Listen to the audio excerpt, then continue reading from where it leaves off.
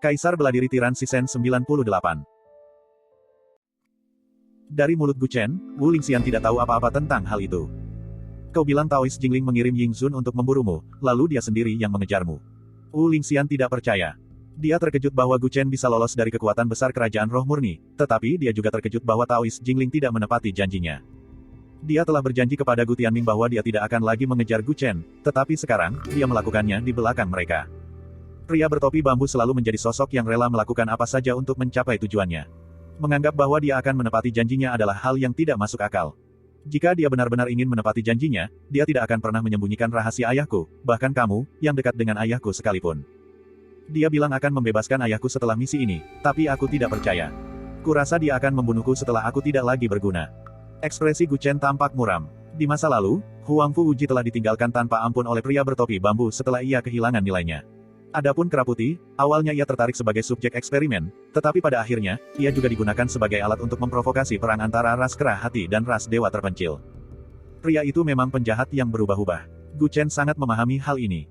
Semakin banyak Guchen berbicara, semakin berubah ekspresi wajah Wu Lingxian. Dia ingin membantu ayah dan anak ini bersatu kembali, sebagai imbalan atas jasa Guchen yang telah mendirikan monumen untuk ayahnya kala itu. Namun, dia tidak menyangka niat baiknya akan berubah menjadi kekacauan. Aku mengerti. Bagaimana kau ingin aku membantumu? Wu Lingxian menarik napas dalam-dalam. Apakah ada cara agar ayahku bisa meninggalkan alam ilahi? Aku ingin membawanya pergi sebelum rencana itu dimulai, kata Guchen tanpa ragu-ragu. Itu tidak mungkin.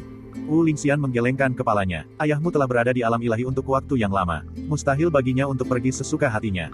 Jika dia bertindak gegabah, dia bahkan bisa kehilangan nyawanya.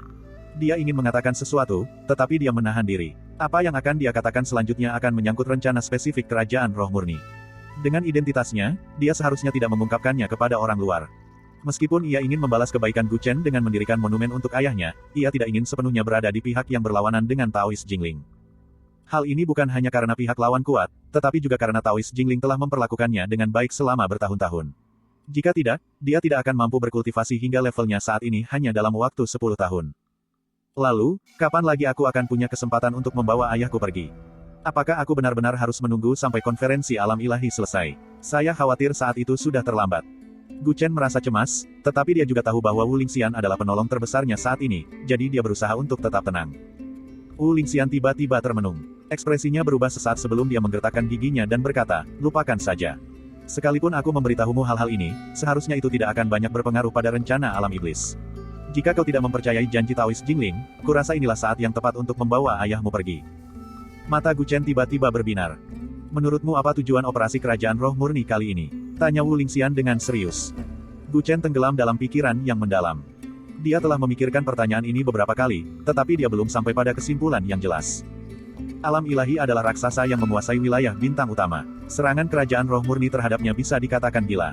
Betapapun besar manfaatnya, tampaknya tidak sepadan. Dan mengapa begitu banyak anggota kerajaan roh murni bersedia melakukan hal-hal gila seperti itu dengan pria bertopi bambu bahkan lebih sulit dipercaya. Bisa dikatakan bahwa dia belum mampu memahami tujuan sebenarnya dari pria bertopi bambu. Informasi yang dimilikinya terlalu terbatas. Alasan kerajaan roh murni merencanakan operasi ini bukanlah untuk menghancurkan kekuatan di alam ilahi, atau untuk menimbulkan kekacauan di antara para abadi dan dewa. Tujuan sebenarnya mereka adalah sesuatu yang berada di kedalaman alam ilahi. Aku tak bisa memberitahumu apa benda itu, tapi aku bisa memberitahumu bahwa untuk mendapatkan benda itu, Taoist Jingling telah merencanakannya selama 100.000 tahun. Kata-kata Wu Lingxian membuat jantung Guchen berdebar kencang.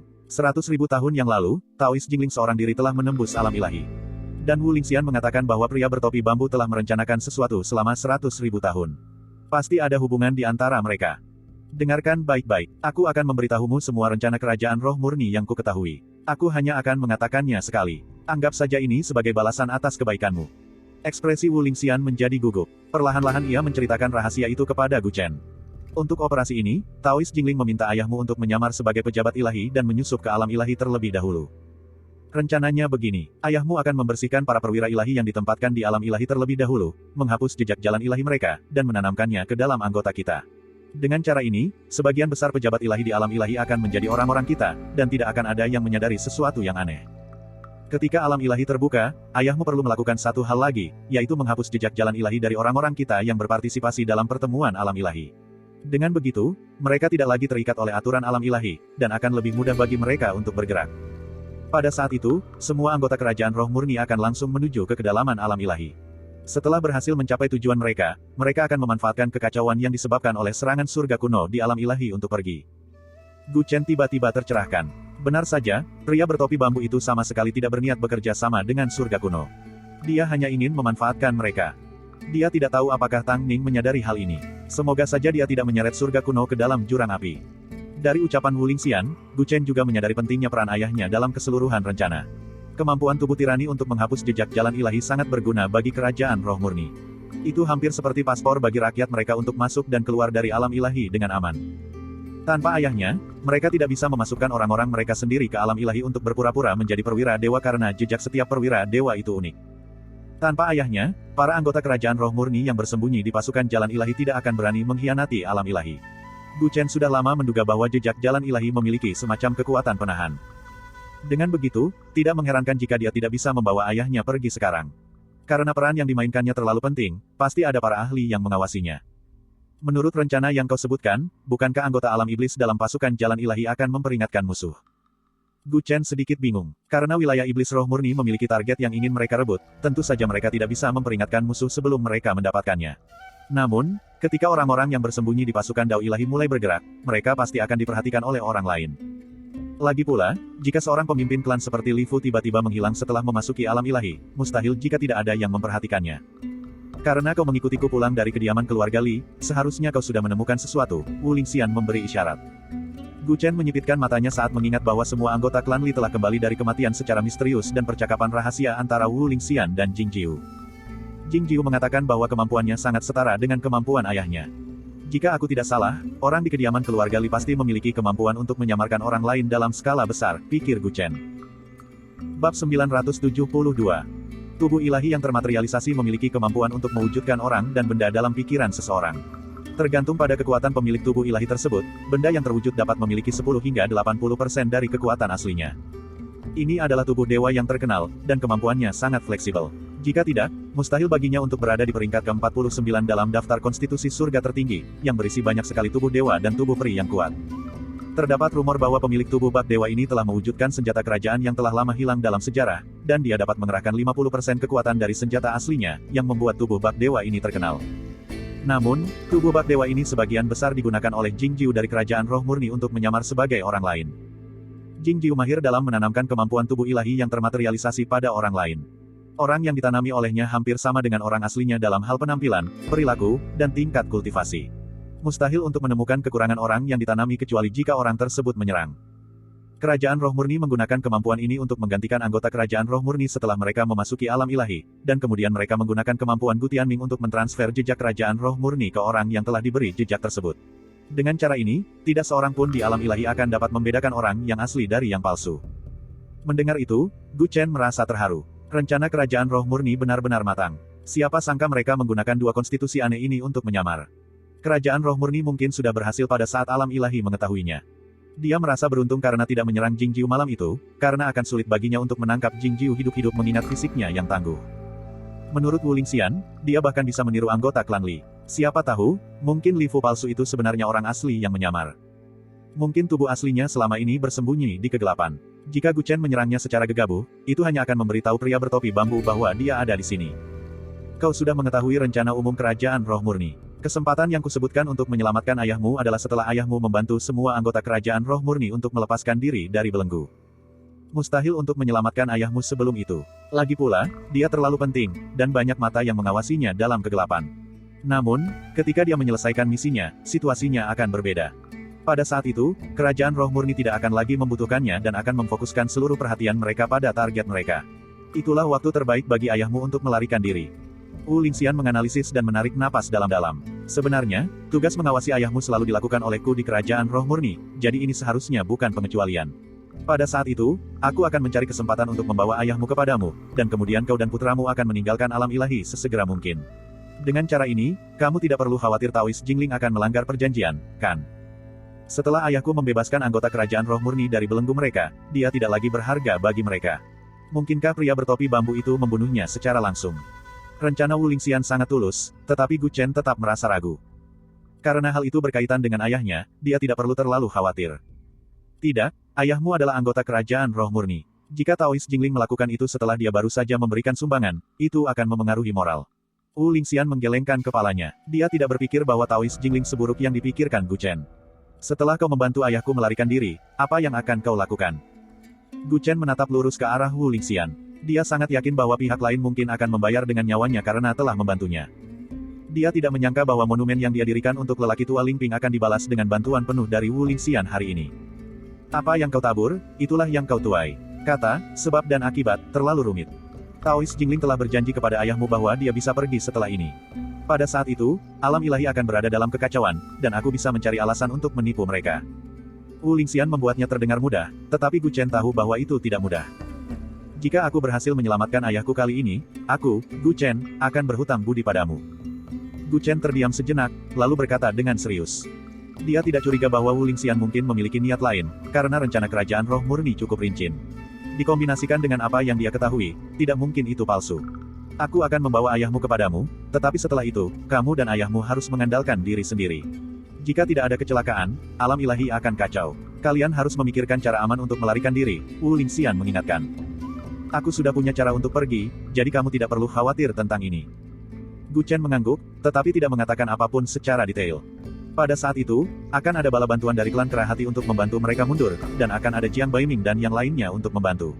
Dia cukup yakin. Melihat kepercayaan diri Gu Chen, Wu Lingxian tidak menanyakan rencana spesifiknya. Mereka berbicara panjang lebar tentang detail rencana tersebut dan saling meninggalkan informasi kontak. Kemudian, Gu Chen menonaktifkan ruang bayangan dan meninggalkan kediaman Wu Lingxian dengan tenang. Ketika ia kembali ke kediamannya, Master Pulau Penglai dan yang lainnya segera menanyakan situasi tersebut kepadanya. Sesuai rencana awal, Gu Chen akan mengalahkan Li Fu palsu malam ini, dan mereka akan tetap berada di luar dan berkoordinasi dengannya. Siapa sangka Gu Chen tiba-tiba menyerah dan pergi tanpa mengucapkan sepatah kata pun, membuat semua orang bingung harus berbuat apa. Sambil tersenyum, Gu Chen menceritakan percakapannya dengan Wu Lingxian kepada mereka. Wu Lingxian telah menipu kita di bintang kuno Chang Huang. Apakah dia merencanakan sesuatu lagi? Mendengar bahwa Wu Lingxian ingin membantu, Tuan Pulau Penglai mengerutkan kening. Dia ingat betul bagaimana Wu Lingxian dan pria bertopi bambu bekerja sama untuk memasang jebakan. Wu Lingxian tampak seperti seorang ahli bela diri yang jujur, tetapi sebenarnya dia sangat licik. Kali ini, dia sepertinya tidak punya rencana. Kurasa tidak ada salahnya mencoba, jawab Gu Chen. Dengan bantuan Wu Lingxian, kemungkinannya untuk menyelamatkan ayahnya akan lebih besar, itulah sebabnya dia tidak bisa dan tidak boleh menolak. Jika mereka melewatkan kesempatan ini, mereka akan seperti lalat tanpa kepala.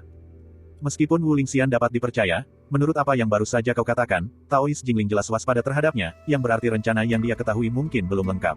Ada kemungkinan juga sesuatu yang tak terduga akan terjadi, kata Master Pulau Penglai setelah mempertimbangkan beberapa saat. Tentu saja, pria bertopi bambu tidak pernah menceritakan semuanya kepada orang lain. Kurasa bahkan anggota inti kerajaan roh murni pun tidak mengetahui semua pikiran sebenarnya dari pria bertopi bambu. Apapun yang terjadi, kita memiliki Hai Dongqing di surga kuno, Wu Lingxian di kerajaan roh murni, dan kita telah menyelinap ke alam ilahi. Apapun yang terjadi, kita tidak akan lengah. Situasinya jauh lebih baik daripada di awal. Hal-hal yang dapat kita lakukan sekarang jauh lebih banyak daripada sebelumnya. Semangat juang yang kuat berkobar di mata Gu Chen. Dia akan melawan pria bertopi bambu itu lagi. Berbeda dari sebelumnya, dia tidak akan lagi lengah seperti anjing liar. Bab 973. Pada hari kelima di Gunung Myriad Gods, Gu Chen mengingat sebagian besar kupu-kupu pemakan langit. Dengan Wu Lingxian sebagai mata-matanya, dia tidak perlu lagi mencari petunjuk. Mengirim terlalu banyak kupu-kupu pemakan langit justru akan menarik perhatian.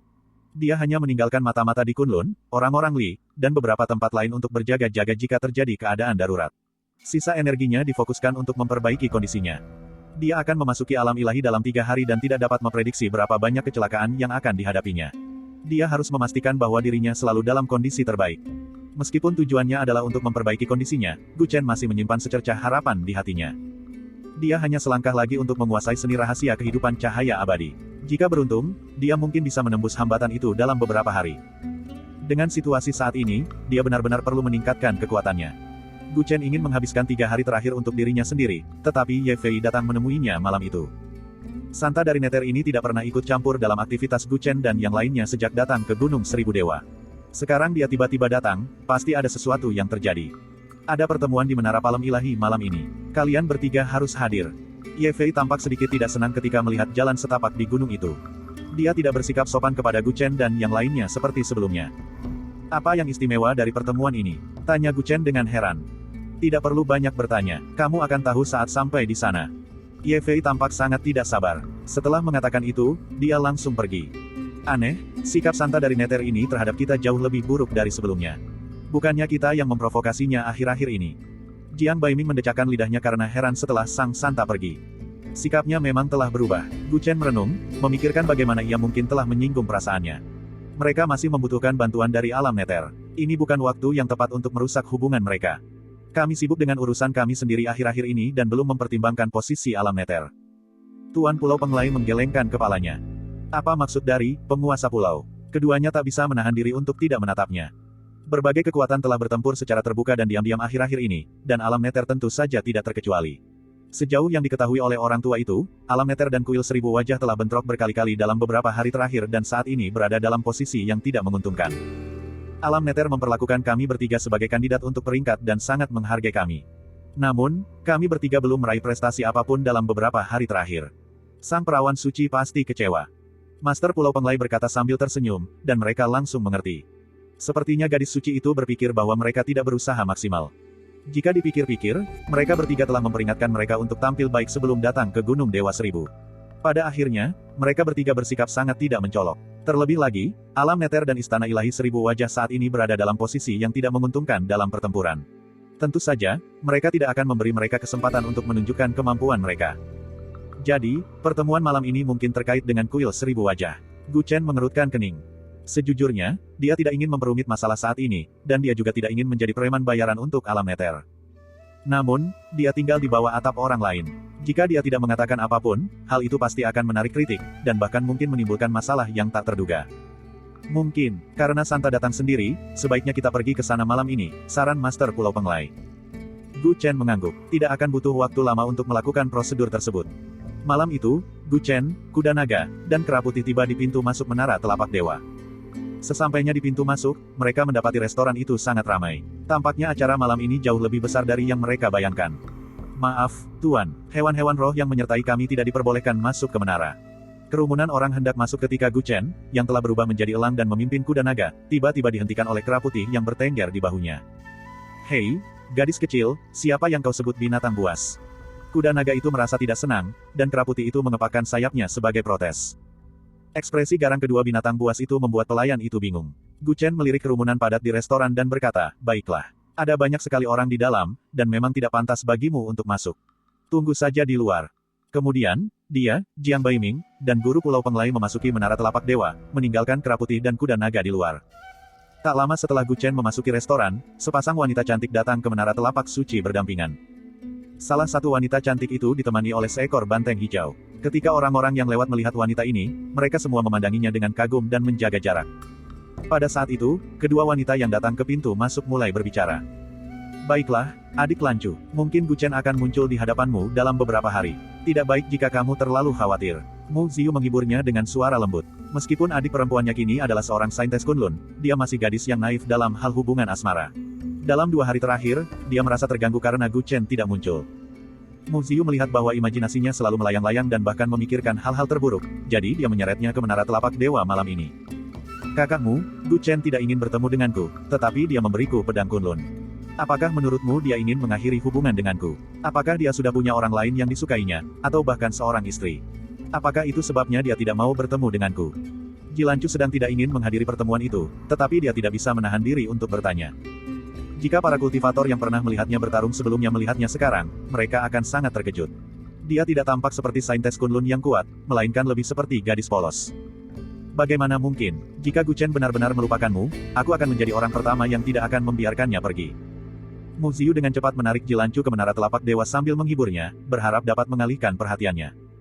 Dan banteng hijau itu tetap berada di luar menara palem suci sesuai aturan. Mengapa guru tidak ingin bertemu Putri Lancu? Sekalipun dia benar-benar punya wanita lain, aku tetap setia, jadi dia seharusnya tidak menolak untuk bertemu denganku. Banteng hijau itu bergumam dan berjalan ke tempat berkumpulnya para binatang roh, merasa sedikit sedih. Dahulu, ia dengan setia menjaga Putri Lancu selama 10 tahun sesuai instruksi Gu Chen. Namun sekarang, setelah berada di tempat yang sama dengan tuannya, ia bahkan tidak ingin melihatnya. Tak dapat dipungkiri bahwa ia merasa kecewa. Kalau dipikir-pikir, benda itu sudah lebih lama bersama Putri Lancu daripada bersama Gu Chen. Ia jadi bertanya-tanya apakah Gu Chen sudah melupakannya.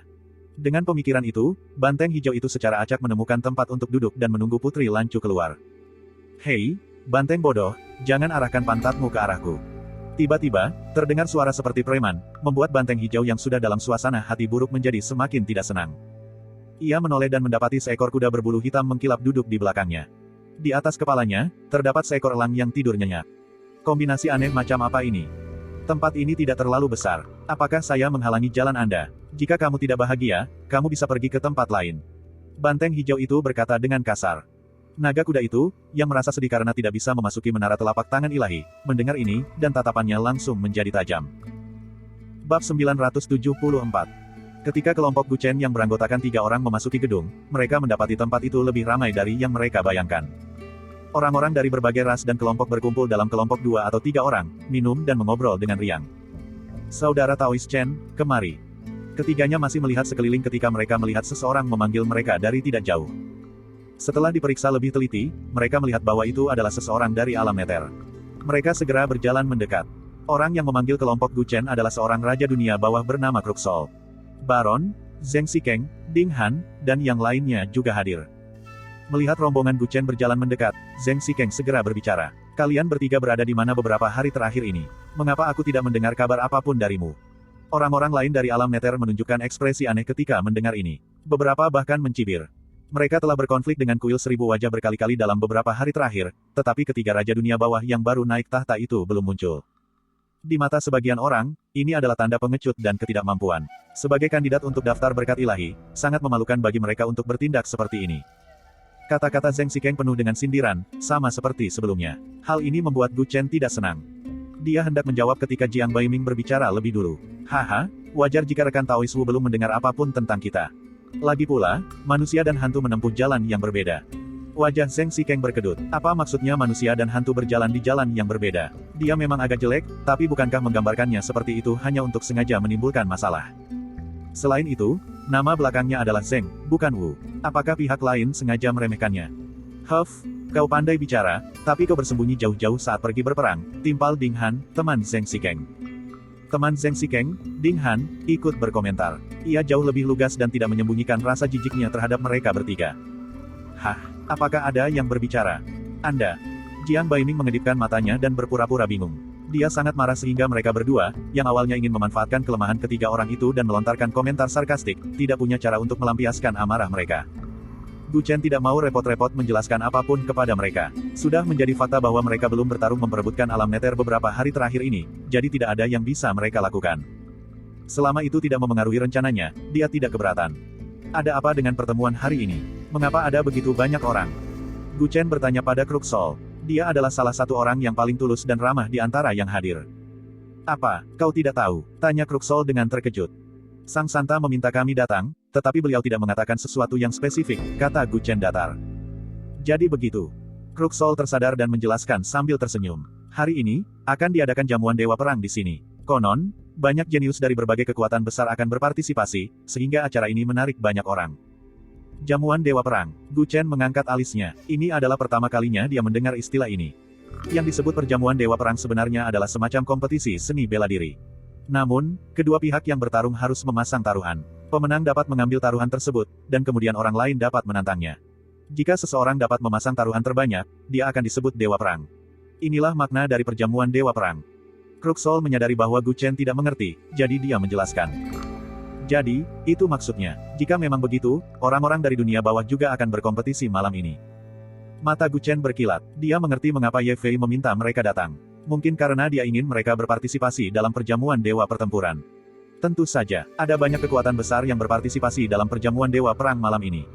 Hadiahnya akan sangat menggiurkan. Kita tidak boleh melewatkannya. Selain itu, orang-orang dari kuil 1000 wajah juga ada di sini.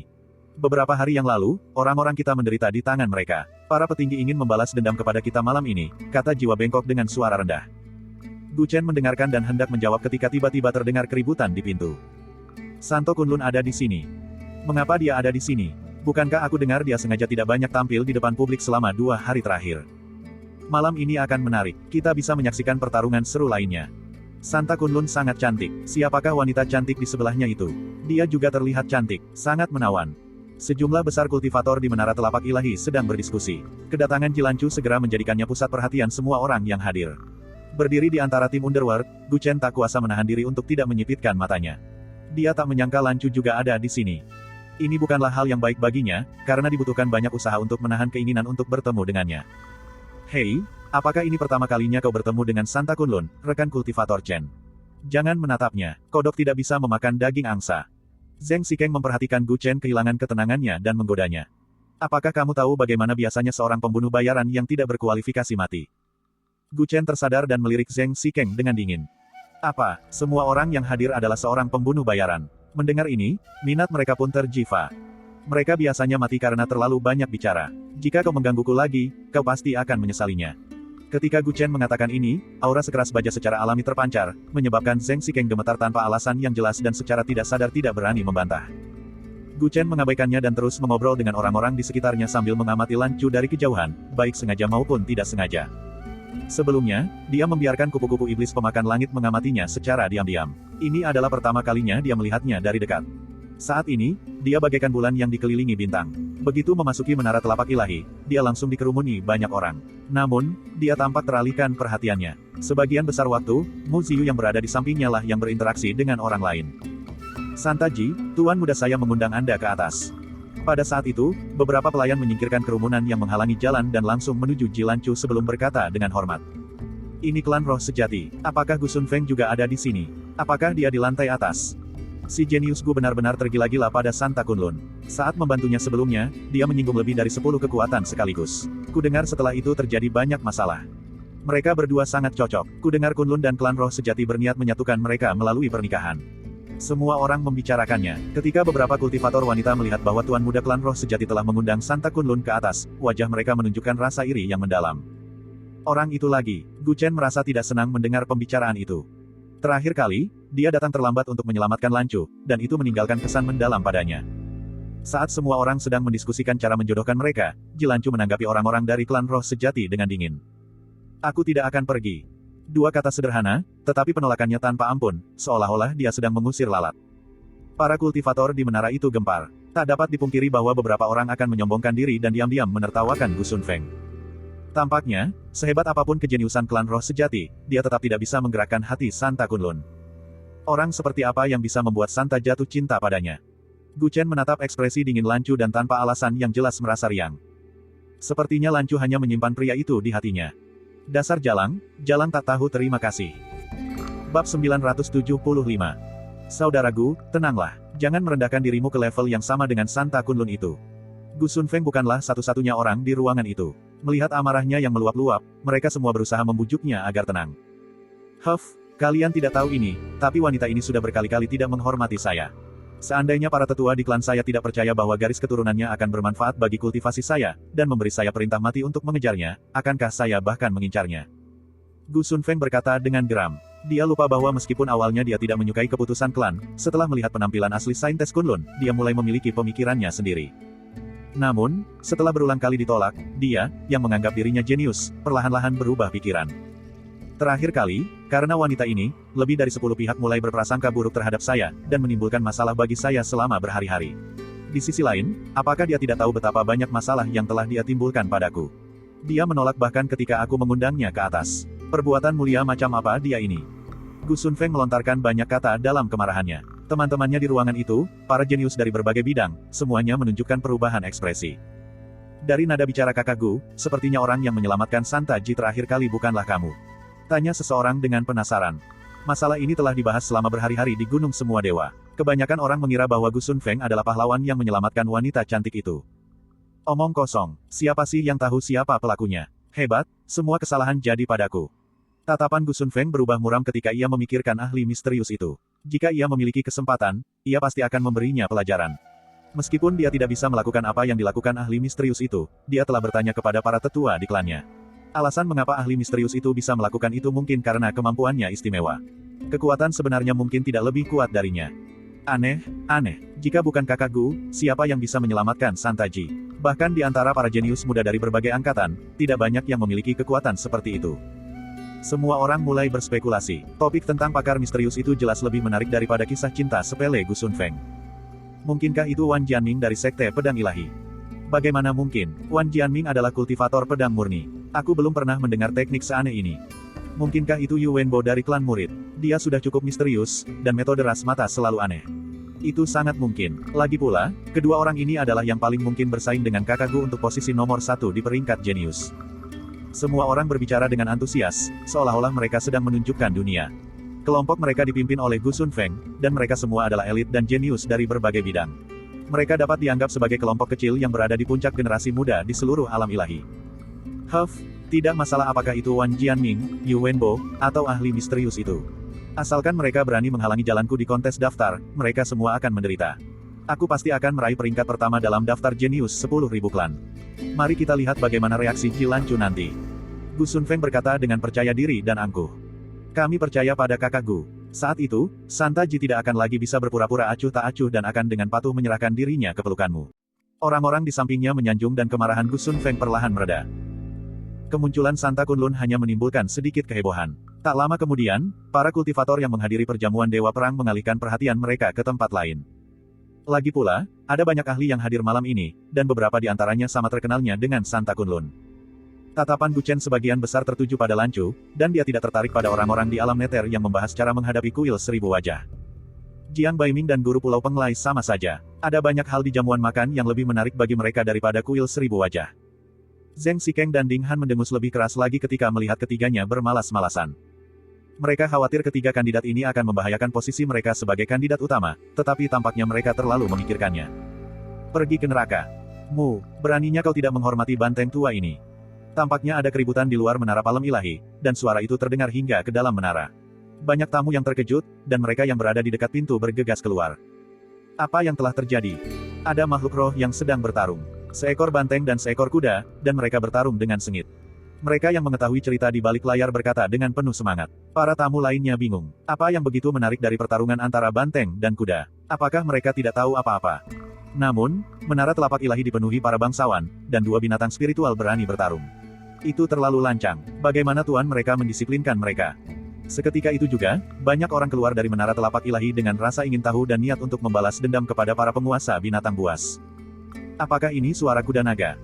Gu Chen dan dua orang lainnya mengenali suara bising kuda naga itu. Mereka mengerutkan kening dan segera keluar. Begitu mereka keluar, mereka langsung terkejut. Jalanan telah hancur hingga tak dapat dikenali lagi, dan kuda naga dikelilingi oleh api sejati Natal berwarna hijau. Meskipun tidak mengungkapkan wujud aslinya, ia telah menggunakan kemampuan sejatinya. Yang bertarung sengit dengan kuda naga adalah seekor banteng hijau. Kulit hijaunya tampak anehnya merah, dan ia membiarkan api kuda naga menimbulkan malapetaka dan menyerapnya ke dalam tubuhnya. Ledakan. Bang, bang, bang. Kedua makhluk roh itu bertabrakan satu sama lain dengan tanduk mereka. Meskipun kekuatan mereka sama, mereka menyebabkan kerusakan parah di seluruh jalan. Elang yang berwujud kera putih itu terbang ke udara dan menjerit kegirangan seolah-olah sedang bersorak dan menonton pertunjukan. Apa yang sedang dilakukan kuda naga? Ia tidak menyadari betapa gentingnya situasi ini. Guru Pulau Penglai mengumpat dengan ekspresi jijik. Ekspresi Gu Chen juga muram. Melihat banteng hijau bertarung dengan kuda naga, dia memiliki firasat buruk. Kuda naga sedang bertarung dengan banteng hijau. Itu seperti banjir yang menerjang kuil Raja Naga. Cek, ada apa dengan banteng itu? Bagaimana bisa ia bertarung dengan kuda naga? Jiang Baiming merasa penasaran. Lagi pula, kuda naga itu dekat dengan alam dewa abadi dan memiliki garis keturunan naga leluhur. Ia bisa mengalahkan dewa abadi tingkat awal biasa. Namun, dilihat dari penampilannya, banteng hijau itu tampaknya telah membuatnya sangat menderita. Gu Chen juga terkejut dengan hal ini. Meskipun banteng hijau itu agak ajaib di planet kuno Changhuang, seharusnya itu tidak sebanding dengan kuda naga. Apakah itu karena kekuatan kultivasi banteng hijau telah meningkat pesat di Kunlun selama bertahun-tahun, ataukah ia memiliki rahasia lain? Gu Chen merenungkan asal-usul misterius kuda naga, sehingga ia cenderung mempercayai yang terakhir. Astaga, dua hewan roh ini adalah tunggangan dari dua Grandmaster mana. Mereka sangat kuat. Tidak heran banyak orang menonton. Ini lebih seru daripada pertarungan antara beberapa jenius dari sekte-sekte dewa. Banyak kultivator yang bergegas keluar dari menara telapak dewa tercengang, tidak percaya dengan apa yang mereka lihat. Perlu dicatat bahwa jalanan dan bangunan di kota itu sulit dihancurkan oleh kultivator alam dewa langit. Namun, kedua binatang spiritual itu saling bertarung, dan bangunan-bangunan runtuh dengan cepat. Para pembuat onar ini melihat banyak orang yang menyadari keistimewaan kedua binatang spiritual itu, Gu Chen terpaksa menunjukkan dirinya. Bab 976. Nada suaranya dingin. Ketika kuda naga mendengar suaranya, tubuhnya menegang. Namun, banteng hijau itu sama sekali tidak peduli dengan orang asing tersebut. Memanfaatkan gerakan lambat kuda naga, ia langsung membantingnya ke dinding di pinggir jalan. Dinding itu langsung runtuh, dan debu mengepul. Beraninya kau menyerangku secara tiba-tiba. Kuda naga itu melesat keluar dari kepulan debu. Ia sangat marah sehingga ingin menyerang lagi. Namun, ketika merasakan tatapan tajam Gu Chen, ia segera berhenti. Ia berdiri di tempat itu dengan ekspresi marah yang meluap-luap. "Hei, kenapa kamu tidak berani maju? Bukankah tadi kau sangat mengagumkan?" ejek banteng hijau itu sambil menyombongkan diri. Bersamaan dengan itu, ia melirik Gu Chen yang sedang berbicara. Jujur saja, kuda naga ini sangat mengejutkannya. Ia bisa merasakan bahwa kuda naga telah menyembunyikan kekuatannya selama konflik sengit barusan. Tingkat kultivasinya bisa dikatakan tak terukur. Selain itu, ia juga harus memiliki garis keturunan yang sangat luar biasa. Ia jelas tidak seperti penampilannya, yang hanya seekor kuda roh biasa. Dengan tunggangan yang begitu luar biasa, tentu saja ia penasaran seperti apa rupa tuannya. Namun, ketika melihat Gu Chen tampak biasa saja, ia mencoba menggunakan mata langitnya untuk melihat menembus dirinya, tetapi mendapati bahwa ia tidak dapat menembus dirinya. Ia ingin mendeteksi tingkat kultivasinya, tetapi menemukan bahwa dia seperti danau yang tenang. Ia sama sekali tidak bisa melihat menembus dirinya. Seolah-olah dia hanyalah manusia biasa. Seorang ahli. Insting pertamanya adalah bahwa orang ini telah menyembunyikan kekuatannya. Rasa takut yang kuat muncul di dalam hatinya. Banteng hijau, ada apa? Pada saat itu, Jilancu juga mendengar keributan dan berjalan keluar dari menara telapak ilahi. Dia memandang kekacauan di tempat kejadian dan mengerutkan kening. Yang mulia, kuda ini bersikeras bahwa saya menghalangi jalannya. Ia menyerang saya tanpa mengucapkan sepatah kata pun. Banteng hijau itu melihat Putri Lancu dan segera menjelaskan. Pada saat yang sama, ia melihat ke arah tempat Gu Chen berada. Ia takut bahwa ahli yang tak terduga ini akan mencelakai Putri Lancu. Jilancu sangat peka terhadap perilaku naluriahnya. Ia tak kuasa menahan diri untuk tidak menatap Gu Chen dengan heran. Para kultivator di sekitarnya semuanya menatapnya dan pria itu. Tampaknya pria itu adalah pemimpin dari binatang spiritual lainnya. Namun, apa latar belakangnya? Dia jelas tidak terlihat seperti orang penting. Mengapa banteng hijau itu begitu berhati-hati? Dia tahu betul bahwa penilaian lembu hijau terhadap orang lain sangat akurat, jauh lebih baik daripada penilaiannya sendiri. Maafkan aku, ini kesalahan hewan rohku. Gu Chen menatap Lancu dengan perasaan campur aduk. Apa yang sebenarnya terjadi? Sialan kau, kuda naga. Jiang Baiming dan Tuan Pulau Penglai sama-sama tahu bahwa orang di hadapan mereka adalah Putri Lancu yang selama ini dipikirkan Gu Chen, dan mereka saling bertukar pandangan aneh. Guru, justru dialah yang memprovokasi saya duluan. Mengapa saya harus meminta maaf? Naga kuda itu sangat marah hingga hampir meneriakkan nama Gu Chen. Untungnya, ia berubah pikiran tepat pada waktunya. Ia tidak mengerti mengapa Gu Chen meminta maaf tanpa bertanya. Apakah karena wanita di depannya cantik? Itu terlalu tidak setia. Sembari berpikir dengan kesal, ia merasakan ada sesuatu yang salah ketika melihat Tuan Pulau Penglai dan Jiang Baiming menatapnya dengan aneh. Telinga kuda naga itu berkedut saat mendengar diskusi di sekitarnya. Oh, itu binatang roh milik Santa Kunlun. Astaga, binatang roh ini sangat hebat. Apakah Santa Kunlun menyembunyikan kekuatannya? Siapa pemilik kuda yang satunya lagi? Dia tampak asing dan tidak seperti pemilik kuda yang hebat. Santa Kunlun. Kuda naga itu membelalakan matanya, hampir tersedak air liurnya sendiri.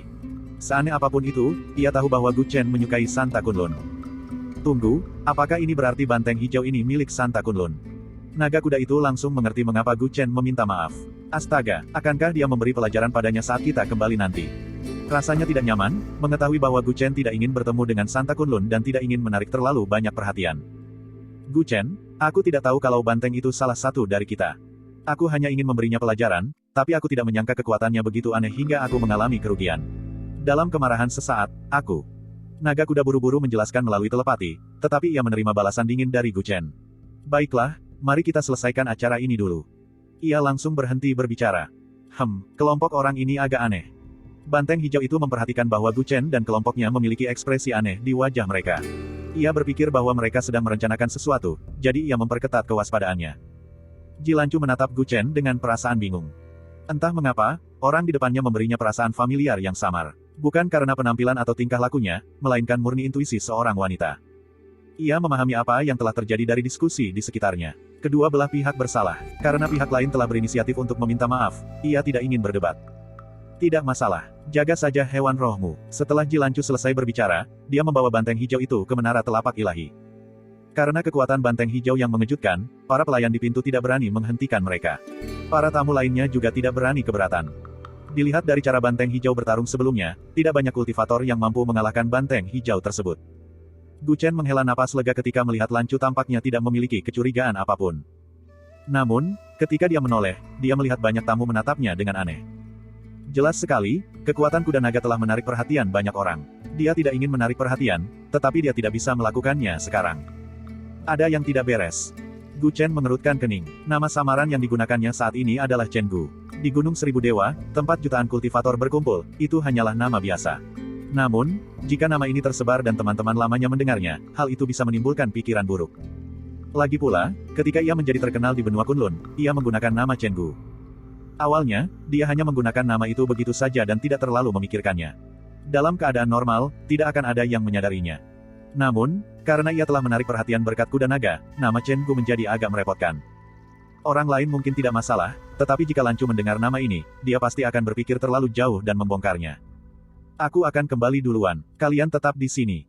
Gu Chen tidak ingin terjadi kecelakaan, jadi dia memutuskan untuk membawa kuda naga kembali. Taoist Chen benar-benar menyembunyikan kekuatannya. Pada saat itu, Santa Ye Fei keluar dari kerumunan dan menatap Gu Chen dengan senyum berseri-seri. Dia datang terlambat ke Menara Telapak Ilahi karena ada beberapa urusan yang harus diurus dan kebetulan melihat pertempuran antara dua binatang roh. Dia sangat terkejut, dia tidak menyangka tunggangan Chen Gu begitu kuat. Dengan kecerdasannya, dia memikirkan penampilan Chen Gu ketika dia bergabung dengan alam neter dan segera menyadari betapa dalam dia menyembunyikan kekuatannya. Namun, dia tidak mempermasalahkan bahwa pria itu menyembunyikan kekuatannya. Sebaliknya, dia sangat gembira. Alam neter telah banyak menderita di tangan kuil seribu wajah selama beberapa hari terakhir. Dengan kekuatan Chen Gu dan bantuan Sang Suci malam ini, alam neter pasti akan mampu menekan kuil seribu wajah. Gu Chen tahu ada sesuatu yang tidak beres saat melihat Ye Fei. Dengan sang saintes menatapnya, bagaimana dia bisa pergi? Jika dia pergi terburu-buru, itu justru akan menimbulkan kecurigaan. Bab 977. Di dalam menara pohon palem ilahi, perjamuan Dewa Perang telah dimulai. Mereka mengepung sebuah arena dalam ruangan yang sangat besar, dan kursi-kursi di sekitarnya dipenuhi oleh orang-orang dari berbagai pasukan. Gu Chen duduk bersama orang-orang dari alam neter dengan kuda naga di sampingnya. Tidak ada yang berani meremehkan makhluk spiritual ini setelah penampilannya sebelumnya. Menara pohon palem ilahi juga membuat pengecualian dan mengizinkannya masuk. Hampir semua orang dari alam neter yang datang ke Gunung Myriad Gas hadir. Hanya ada satu wajah asing yang tidak dikenali Gu Chen. Dia baru saja tiba bersama Santa Ye Fei. Meskipun dia sengaja menyembunyikan kultivasinya, Gu Chen masih bisa merasakan bahwa dia telah mencapai alam hierarki. Pihak lain itu tidak tampak seperti salah satu penguasa neter terkenal dari alam neter, jadi hanya ada satu kemungkinan. Dia adalah senjata rahasia alam neter kali ini, kandidat resmi terakhir dari Dewan Rahmat Ilahi yang belum menunjukkan dirinya. Kekuatan orang ini jauh melampaui Zheng Xikeng dan Ding Han. Mereka berada di level yang sama sekali berbeda. Alam neter telah menaruh harapan besar padanya dengan menyembunyikannya hingga sekarang. Pada saat yang sama, hal itu juga menunjukkan bahwa alam neter sangat mementingkan perjamuan Dewa Perang malam ini. Mereka tidak ragu untuk mengungkapkan kartu truf mereka. Gu Chen hanya berharap kartu truf ini lebih ampuh. Akan lebih baik jika dia tidak perlu bertarung malam ini.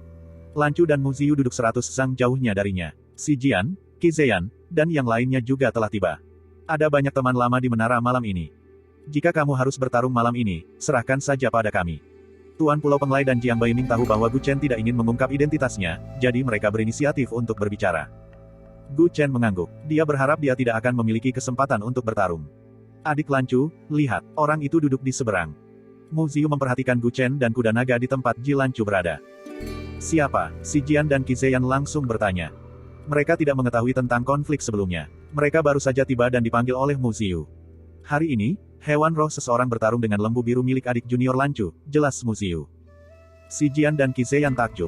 Jarang sekali binatang spiritual saling bertarung. Beberapa dari mereka mengobrol dengan gembira. Hanya Ji Lancu yang mengkhawatirkan Gu Chen, yang belum juga muncul.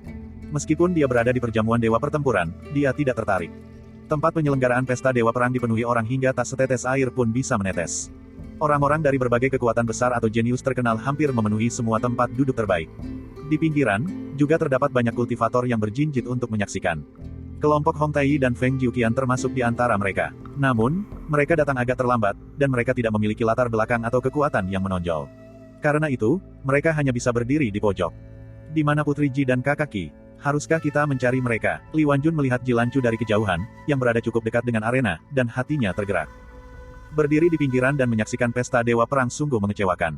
Terlebih lagi, dia ingin mengenal Putri Ji lebih baik selama pertemuan sebelumnya, tetapi sayangnya, itu gagal. Ketika Li Wanjun mengatakan ini, Hong Tai, Feng Jiuqian, dan yang lainnya tampak tergoda. Sebelumnya, karena telah menjelek-jelekkan Gu Chen, mereka telah menyinggung Putri Ji, yang saat itu berada di puncak kekuasaannya. Hati mereka dipenuhi penyesalan. Mungkin mereka bisa menggunakan kesempatan ini untuk memperbaiki hubungan mereka. Jangan berhayal. Sikapnya waktu itu sudah cukup jelas. Luo Li menyiram mereka dengan air dingin. Semua orang menghela napas ketika mendengar ini. Mereka seharusnya bisa memanfaatkan persahabatan karena berasal dari kota yang sama untuk membangun pohon besar bagi diri mereka sendiri, tetapi mereka malah merusaknya. Pesta Dewa Perang sedang berlangsung meriah. Dari waktu ke waktu, para jenius dari berbagai kekuatan akan memasuki arena untuk berpartisipasi dalam taruhan. Besarnya taruhan dan keseruan pertarungan membuat para kultivator di antara penonton menjadi sangat marah. Setelah beberapa ronde pertempuran, Raja Baron dari alam neter berdiri di arena dan mengambil inisiatif untuk menantang para kultivator dari kuil seribu wajah. Kerumunan terdiam sejenak, semua kekuatan besar mengamati dengan penuh minat. Alam neter adalah penguasa dunia gelap di lapangan bintang Sangshan, sedangkan kuil seribu wajah adalah penguasa dunia gelap di lapangan bintang Bima Sakti. Kedua kekuatan tersebut bersaing di banyak bidang. Dalam beberapa tahun terakhir, bahkan ada desas-desus bahwa mereka ingin memperluas pengaruh mereka ke wilayah satu sama lain. Karena konflik kepentingan ini, mereka telah bertarung secara terbuka dan rahasia berkali-kali, dan alam neter saat ini berada dalam posisi yang tidak menguntungkan. Sekarang setelah alam neter mengambil inisiatif untuk menantang mereka, mereka pasti memiliki sesuatu untuk diandalkan. Para kultivator dari kuil seribu wajah semuanya mengenakan topeng aneh. Ketika mereka mendengar tantangan dari alam neter, salah satu pria yang mengenakan topeng putih berbicara. Jika Anda ingin melawan kami, silakan, tetapi jika taruhannya kecil, itu akan membosankan. Itulah yang kupikirkan. Mau bertaruh apa? Santa Yefei langsung mencibir. Hak untuk mengendalikan 100 jalur bintang di medan bintang Sangshan, kata pria bertopeng putih itu dengan tenang. Kata-katanya menimbulkan kehebohan. Ada berbagai macam taruhan di perjamuan God of War malam ini. Beberapa bertaruh pada senjata ilahi, beberapa bertaruh pada ramuan, tetapi ini adalah pertama kalinya seseorang bertaruh pada wilayah. Selain itu, jumlah jalur bintangnya terlalu menakutkan. Tampaknya kuil seribu wajah ingin memanfaatkan kesempatan malam ini untuk memperluas pengaruh mereka ke medan bintang Sangshan. Pertarungan peringkat alam ilahi bahkan belum dimulai, tetapi kuil seribu wajah sudah tidak sabar untuk menginvasi wilayah alam neter. Aku tidak bisa mengambil keputusan ini. Tunggu sebentar. Setelah Ye Fei selesai berbicara, dia menutup matanya, seolah-olah dia diam-diam berdiskusi dengan beberapa penguasa neter. Setelah beberapa saat, dia membuka matanya. Jika kuil seribu wajah kalah, hak untuk mengendalikan 100 jalur bintang di medan bintang Bima Sakti juga akan diserahkan kepada kami. Tentu. Bagaimana cara kita bersaing? Mari kita bergiliran bertarung. Kamu dan aku masing-masing akan mengirim 5 orang. Siapapun yang memenangkan lebih banyak pertandingan akan baik-baik saja. Kesepakatan. Kedua belah pihak menandatangani perjanjian tersebut dengan kecepatan yang mencengangkan di bawah pengawasan ketat kerumunan, mendorong perjamuan Dewa Perang menuju klimaksnya. Sayang sekali pertempuran ini hanya berupa perselisihan, dan pasukan lain tidak memiliki kesempatan untuk mendapatkan bagian dari keuntungan. Beberapa dewa tertinggi tua dari kuil seribu wajah memiliki kesepakatan dengan Tuan Xiucha dan tidak akan bergerak malam ini. Oleh karena itu, satu-satunya dari kuil seribu wajah yang dapat mengancam kita adalah Jun Ruoxi. Sebelumnya mereka mengandalkan Jun Ruoxi untuk membuat kita menderita kerugian, yang menyebabkan mereka terlalu percaya diri. Kali ini, sudah terlambat untuk menyesal.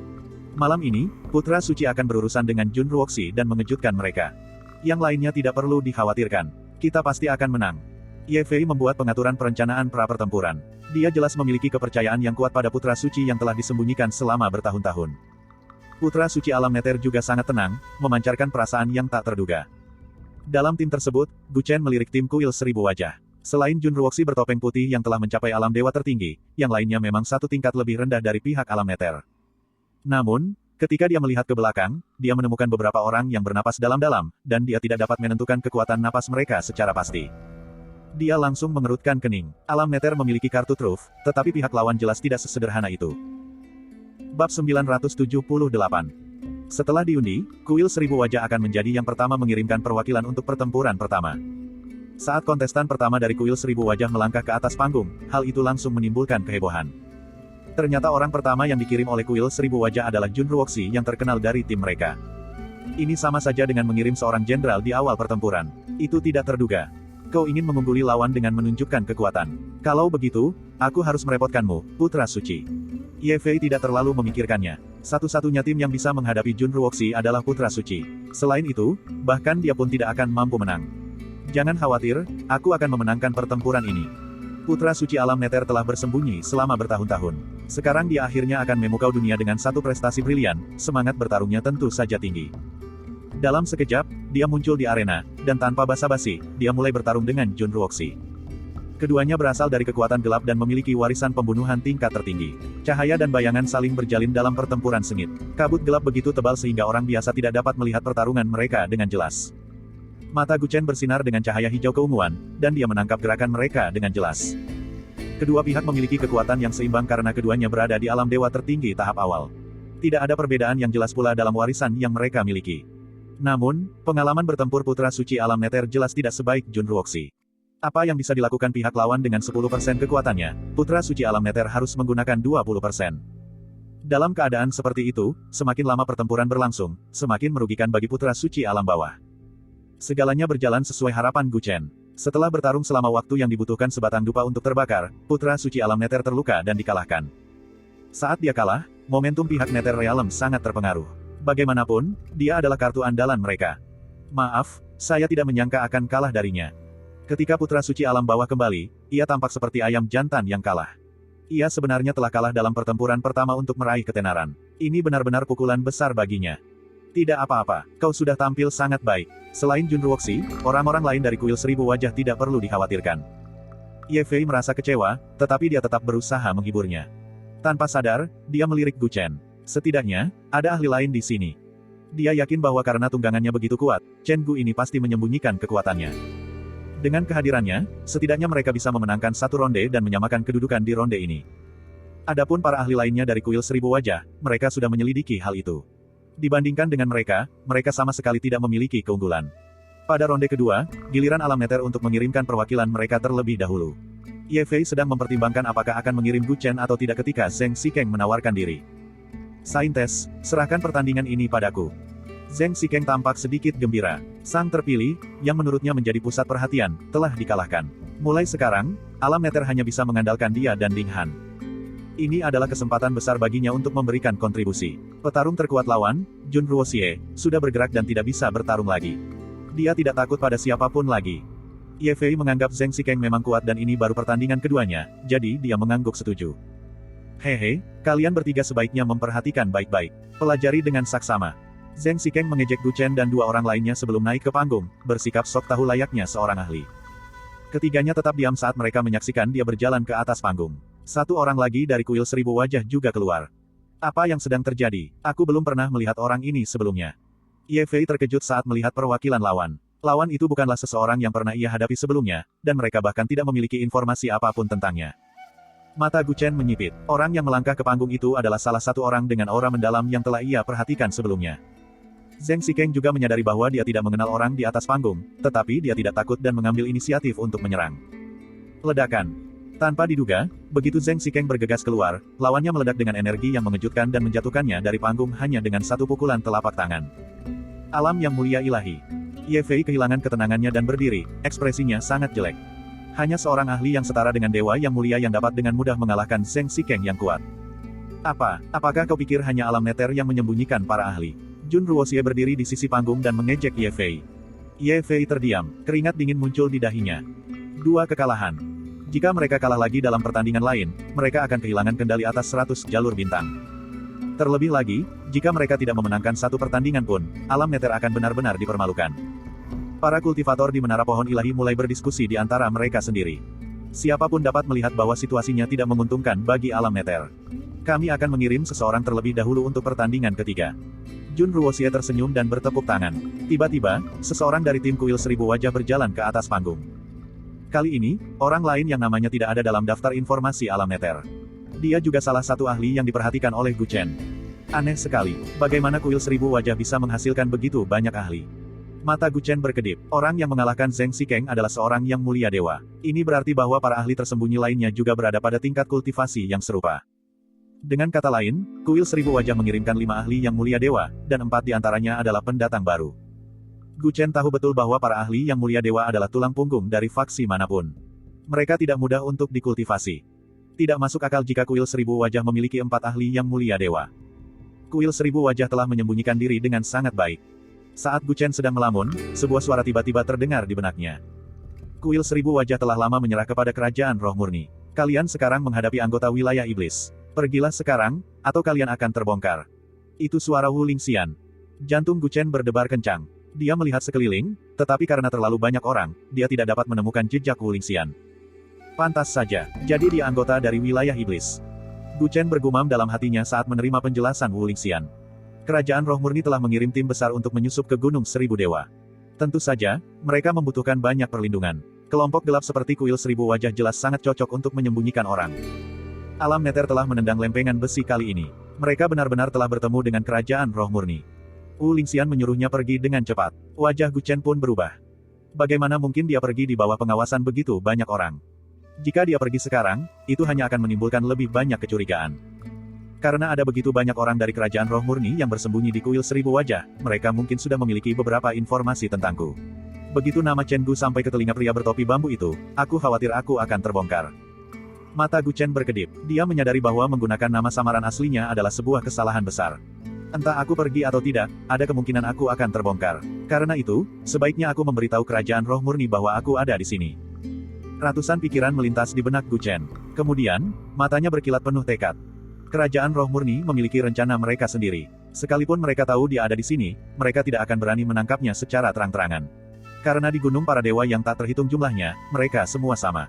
Identitas mereka tidak boleh terungkap. Dalam keadaan seperti itu, semakin banyak perhatian yang dia terima, semakin kerajaan roh murni tidak akan berani menyentuhnya. Itu sama saja dengan memiliki jimat penyelamat nyawa tambahan. Sepertinya satu-satunya cara aku bisa mengalahkan mereka sampai mati. Bab 979. Ye Fei sedang dalam suasana hati yang buruk. Dia menyadari bahwa perjamuan dewa pertempuran malam ini benar-benar di luar kendalinya. Dia sudah kalah 2 pertandingan berturut-turut, dan kuil seribu wajah telah mengirimkan wajah-wajah asing yang sama. Situasinya tidak mungkin menjadi lebih buruk. Dia langsung berkeringat dingin. Pertandingan selanjutnya terlalu penting. Dia tidak punya pilihan selain maju sendiri. Dia menggertakkan giginya dan bersiap untuk naik ketika Gu Chen, yang belum mengatakan apapun, tiba-tiba angkat bicara. Dewi Suci, serahkan 3 pertandingan berikutnya kepada kami. Kelompok Gu Chen pun pergi. Dia sudah membicarakannya dengan Jiang Baiming dan Tuan Pulau Penglai. Pertandingan ini sangat penting. Bagaimana mungkin kami menyerahkannya kepada Anda? Jangan bercanda. Ding Han mengerutkan kening. Dalam benaknya, mereka bertiga menghindari pertandingan selama berhari-hari karena mereka tidak cukup kuat. Bagaimana mungkin dia menyerahkannya kepada mereka di saat yang sangat penting seperti ini? Haha, tidakkah kau lihat aku dikalahkan hanya dalam 1 gerakan? Kalau saya tidak salah, kuil seribu wajah entah kenapa mendapatkan lebih banyak ahli. Akan sulit untuk menang. Zheng Xikeng, yang baru saja dikalahkan, berkata dengan sedih.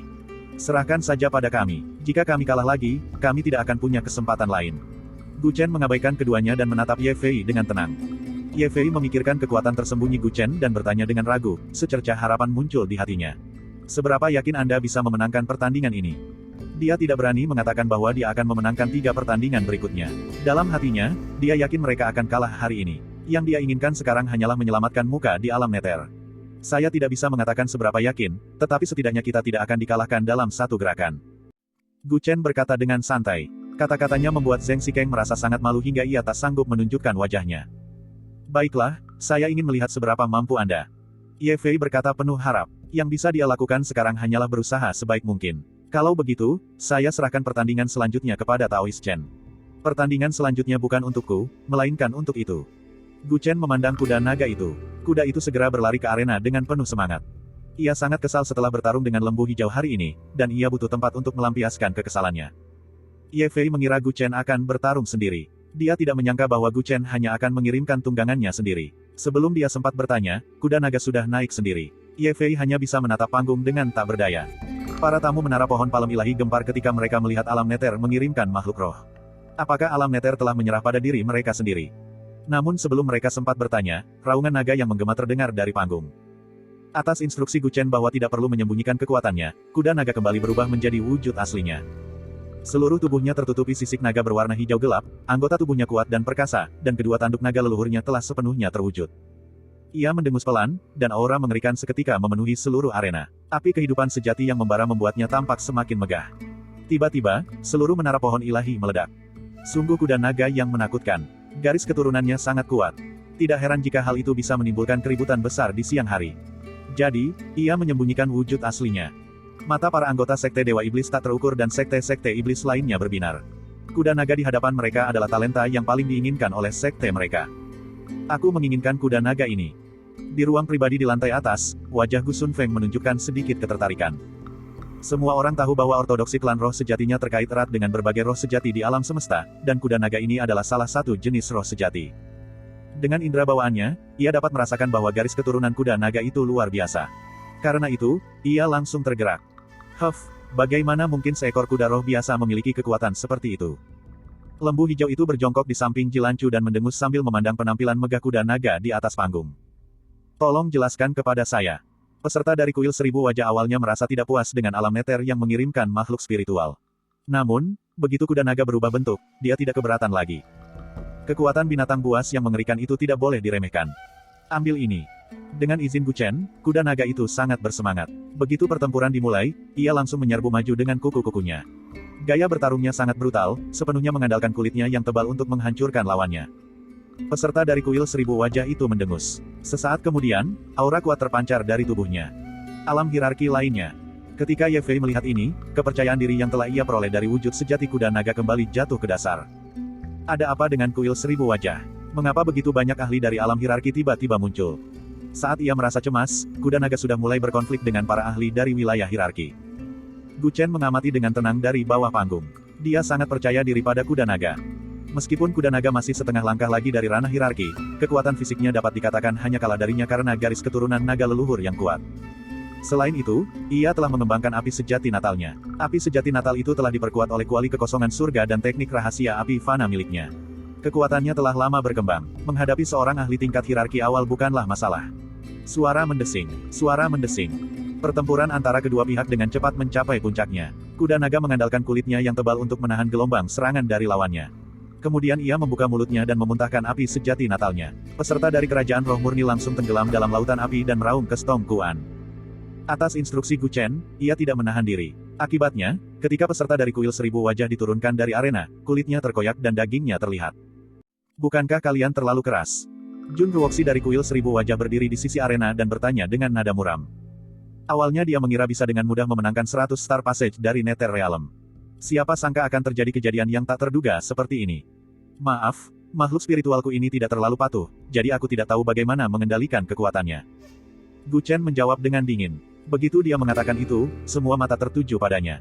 Pada saat itu, banyak orang yang tidak mengetahui seluk-beluk pertempuran menyadari bahwa kuda naga memiliki seorang tuan. Kalah dalam pertempuran adalah hal yang tak terhindarkan. Tak seorang pun menyangka rakyatmu akan selemah ini. Ye Fei sangat gembira atas kemenangan kuda naga dan tentu saja berdiri di sisi Gu Chen untuk berbicara.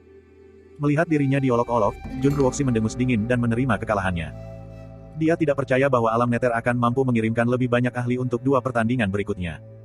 Kuda naga berjalan menyusuri arena dengan ekspresi angkuh di wajahnya. Zheng Xikeng dan Ding Han, yang sebelumnya meremehkan kelompok Gu Chen, merasa merinding ketika melihat bahwa bahkan salah satu tunggangan Chen Gu sekuat ini. Mereka memang pernah meremehkan orang lain sebelumnya, tetapi itu tidak berarti mereka bodoh. Jelas sekali bahwa kelompok orang ini tidak melakukan tindakan apapun dalam beberapa hari terakhir bukan karena mereka tidak cukup kuat, tetapi karena mereka tidak mau. Cara pandang mereka terhadap kelompok Gu Chen telah berubah total. Pihak lain tiba-tiba menjadi tak terduga. Saudara Jiang, bagaimana kalau kita serahkan pertempuran selanjutnya padamu? Gu Chen memandang Jiang Baiming. Bab 980. Ye Fei berdiri di samping tanpa mengungkapkan pendapatnya. Dengan kemenangan Gu Chen, komando perjamuan Dewa Perang secara alami jatuh ke tangannya. Semua orang sepertinya menganggapnya sebagai pemimpin mereka. Baiklah, aku akan mencoba senjata baruku. Jiang Baiming langsung melangkah ke atas panggung. Ia tersenyum lebar, memancarkan aura riang. Dia kurang lebih tahu apa yang dipikirkan Gu Chen. Karena lawannya berasal dari kerajaan roh murni, itu sama saja dengan bertarung melawan mereka malam ini juga. Jika mereka bahkan tidak mampu berurusan dengan beberapa anggota atau takut terbongkar, bagaimana mereka bisa membicarakan rencana penyelamatan di masa depan? Karena mereka sudah menarik perhatian orang lain malam ini, mereka sekalian saja membuat keributan yang lebih besar. Dengan pemikiran itu, Jiang Baiming mengayunkan tangannya dan mengeluarkan meriam berwarna ungu keemasan dengan cara yang berlebihan. Hah, itu.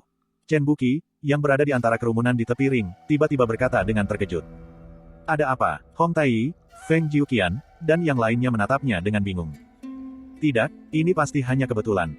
Chen Buqi segera menggelengkan kepalanya dan tidak berani mengatakan apa yang dipikirkannya. Meriam yang dikeluarkan oleh pria di atas cincin itu memiliki tanda khusus yang mengingatkannya pada senjata-senjata yang ditinggalkan oleh leluhurnya di Sekte Suci Seribu Penyempurnaan. Dia tahu itu mustahil. Bagaimana mungkin orang di depannya memiliki hubungan apapun dengan leluhurnya? Hei, kenapa kamu berusaha bersikap misterius? Seorang lelaki tua dari kuil seribu wajah berjalan mendekat ke arena dan mencibir ketika melihat Jiang Baiming membawa laras meriam yang lebih besar darinya. Dia tampak seperti meriam berbentuk manusia. Menurutnya, semakin tinggi tingkat kultivasi seseorang, semakin kurang berguna sebuah senjata. Bagaimana mungkin dewa tertinggi seperti dia takut pada senjata Raja Ilahi? Apakah kamu mampu menerima pukulan dariku? Jiang Baiming tertawa ketika melihat lelaki tua itu mendengus jijik. Hehe. Orang tua itu tidak menjawab secara langsung. Dia bukan orang bodoh. Sekalipun dia meremehkan lawannya, mustahil baginya untuk berdiri diam dan menerima tembakan meriam lawan. Ambil ini. Jiang Baiming memasukkan beberapa kristal aneh ke dalam meriam di bahunya. Seketika, fluktuasi energi yang menakjubkan muncul dari moncong meriam tersebut. Ketika lelaki tua itu melihat ini, dia langsung ingin bergerak dengan kecepatan tinggi dan menjatuhkan lawannya sebelum lawannya sempat menyerang. Namun pada saat itu, pemandangan aneh muncul. Pria tua itu terkejut mendapati dirinya seolah-olah terpaku di tanah, tidak bisa bergerak. Bayangan di bawah kakinya menempel erat di telapak kakinya tanpa ada yang menyadarinya. Brengsek, bergerak, bergerak. Melihat meriam Jiang Baiming semakin terang, lelaki tua itu sangat cemas hingga keringat dingin mengalir di dahinya, tetapi tubuhnya tidak mampu bergerak. Saat akhirnya ia bisa bergerak, seberkas cahaya yang mengerikan telah menerpanya. Gemuruh. Sebuah lubang besar muncul di dinding samping menara palem ilahi. Lelaki tua itu terlempar dari arena ke jalan. Tidak ada yang tahu apakah dia hidup atau mati. Para tamu di menara palem ilahi tercengang astoniset. Apakah semuanya sudah berakhir? Bagaimana mungkin pertempuran berakhir semudah itu? Aku sudah bilang suruh kamu berdiri diam dan kamu benar-benar tidak bergerak. Kamu terlalu kooperatif. Jiang Baiming tersenyum sambil membawa meriam emas ungu menuruni arena. Banyak kultivator memandang punggungnya dengan kagum. Beberapa faksi yang lebih gesit bahkan bertanya-tanya dari mana asal senjata pihak lain dan apakah senjata itu bisa dibeli. Bagus sekali. Gu Chen memuji Jiang Baiming, tetapi dia tidak memberitahu Jiang Baiming bahwa dia diam-diam telah menggunakan kemampuan tubuh abadi bayangan untuk mengendalikan bayangan dan untuk sementara menahan lelaki tua itu di tempatnya. Itulah mengapa dia memenangkan pertempuran dengan begitu mudah. 2 lawan 2, siapa yang akan kau kirim untuk pertempuran terakhir? Santa Ye Fei bertanya dengan penuh antusias kepada Jun Ruoxi dari kuil 1000 wajah. Di pihak alam neter, baik Zheng Xikeng maupun Putra Suci, mereka tidak percaya bahwa situasi yang mengerikan seperti itu telah berbalik. Terutama Putra Suci dari alam bawah. Seharusnya dialah yang mengubah keadaan malam ini, tetapi sekarang, dia hanya menjadi penonton. Dari mana alam neter mendapatkan begitu banyak ahli? Cari tahu dari mana mereka berasal. Di pihak kuil 1000 wajah, para anggota kerajaan roh murni semuanya tampak murung. Bahkan dengan bantuan mereka, situasinya tetap berkembang hingga sejauh ini. Ini benar-benar memalukan. Kali ini, biarkan orang tua itu bertarung. Mari kita lihat kartu truf apa lagi yang mereka punya. Seorang lelaki tua lainnya melangkah ke arena. Sekarang giliran saya. Gu Chen perlahan berjalan memasuki arena, wajahnya tanpa ekspresi, dan menjadi pusat perhatian semua orang. Sebutkan namamu. Mata lelaki tua itu berkedip-kedip. Dia bisa melihat bahwa orang ini adalah kunci kebangkitan alam neter malam ini, jadi dia ingin mengetahui identitasnya. Gu Chen tahu bahwa meskipun dia tidak mengatakannya, jaringan intelijen kerajaan roh murni akan segera mengetahui namanya. Jika memang demikian, apa salahnya mengatakannya? Chen Gu. Suara tenang Gu Chen terdengar oleh semua orang yang hadir. Chen Gu. Sebagian besar kultivator tidak berpikir ada yang salah dengan nama itu. Bahkan, mereka merasa nama itu sangat biasa. Namun, ada sekelompok kecil orang yang ekspresinya menjadi ragu-ragu. Mengapa nama ini? Hong Tai, Feng Jiuqian, dan yang lainnya saling memandang sambil mengenang sebuah kisah dari masa lalu. Mereka tidak akan pernah melupakan nama Chen Gu. Meskipun hanya sebuah nama samaran, nama itu pernah membuat 2 perguruan tinggi besar itu gempar. Chen Gu, Mu Ziyu, Xi Jian, dan Qi Zheyan juga bereaksi bersamaan. Adapun Jilanchu, yang sama sekali tidak tertarik dengan perjamuan dewa pertempuran malam ini, wajah cantiknya tiba-tiba berubah. Dia menatap kosong ke arah Gu Chen di arena, hatinya berdebar kencang. Chen Gu, saya belum pernah mendengar nama ini. Pria tua dari kerajaan roh murni di arena itu mengerutkan kening. Rekan-rekannya di bawah juga bingung. Jelas, mereka tidak mengenal nama ini.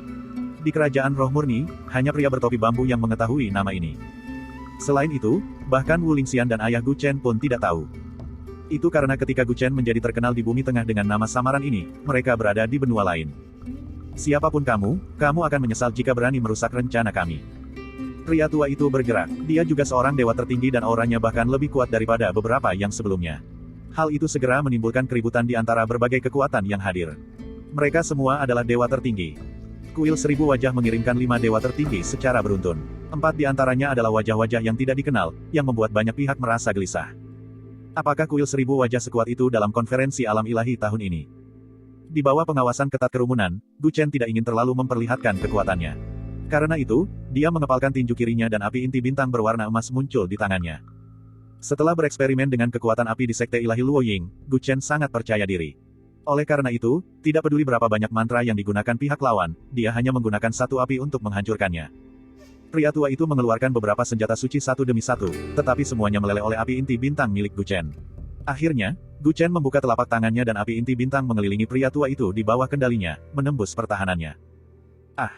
Pada akhirnya, seluruh tubuh lelaki tua itu terbakar. Dia menjerit dan jatuh dari arena. Ketika api padam, dia sudah berada di ambang kematian. 3 kemenangan dari 5 pertandingan.